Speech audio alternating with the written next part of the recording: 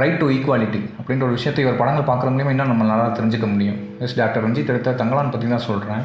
தான் யார், தன்னோட வேலை என்ன, நான் யாருக்கு அடிமை இல்லை, இந்த 3 விஷயத்தை பேஸ் பிளாட்டாக வச்சு இதுக்கப்புறம் படம் எப்படி மூவ் ஆகும் அப்படின்ற யோசனைலாம் ஸ்க்ரீன் பிளே அங்கே ஒர்க் அவுட் ஆகுது. அந்தளவுக்கு இம்பாக்டாக இருக்கும். நீங்கள் படம் பாருங்கள், அப்போ உங்களுக்கு அது புரியும். ஜஸ்ட் நார்மலாக ஒரு லீனியர் அப்படி ஃபார்மெட்டில் தான் ஒரு படம் இருக்கும் அப்படின்ற மாதிரி தான் நான் யோசிச்சுட்டு போனது. ஆனால் அங்கே போய் பார்த்தா அது வேறு மாதிரி ஒர்க் அவுட் ஆகிருக்கு.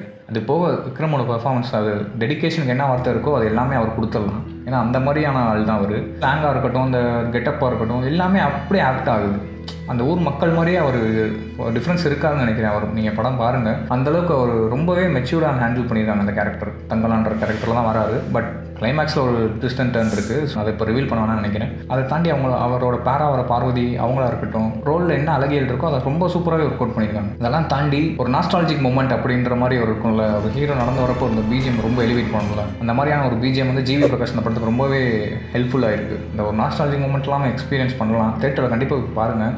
ஏன் சொல்கிறேன்னா, அந்தளவுக்கு ஒரு இம்பாக்டான ஒரு சீன் அது. ஃபர்ஸ்ட் ஆஃப்லேயே வந்துடும். சிஜி அந்த மாதிரி டெக்னிக்கலாக பார்க்குறவங்களுக்கு ஒரு சில இடம் டிசப்பாயிண்ட் ஆகலாம். பட் ஸ்க்ரீனில் பார்க்குறப்போ அந்த பாம்பு பிச்சு போடுற சீனில் அவ்வளோ சூப்பராகவே ஒர்க் அவுட் ஆயிருக்கு. நான் பார்க்குறப்போ அது ஓகே. அதை தாண்டி இந்த படத்தில் ஸ்கோர் பண்ண ஒரு ஆள்னா மாளவிகா மோகன். அவங்களோட பெர்ஃபார்மன்ஸ் இந்த பிளாஸ்ட்னு சொல்லுவாங்கள்ல, அந்தளவுக்கு ஒரு இம்பாக்டாகவே இருக்கும். ஏன் இந்தளவுக்கு பேசுகிறேன்னா, அவங்க வர போர்ஷன் கம்மி, பட் அதோட இம்பாக்ட் அந்த ரெஜிஸ்டர் ஆகிருக்கு. ஆர்த்தின்ற கேரக்டர் தான் வருவாங்க, சூப்பராகவே பண்ணியிருக்காங்க. ஒரு டிஃப்ரெண்ட்டான டைமென்ஷன்ஸ் இருந்துச்சு எல்லாருக்குமே பார்க்குறப்போ.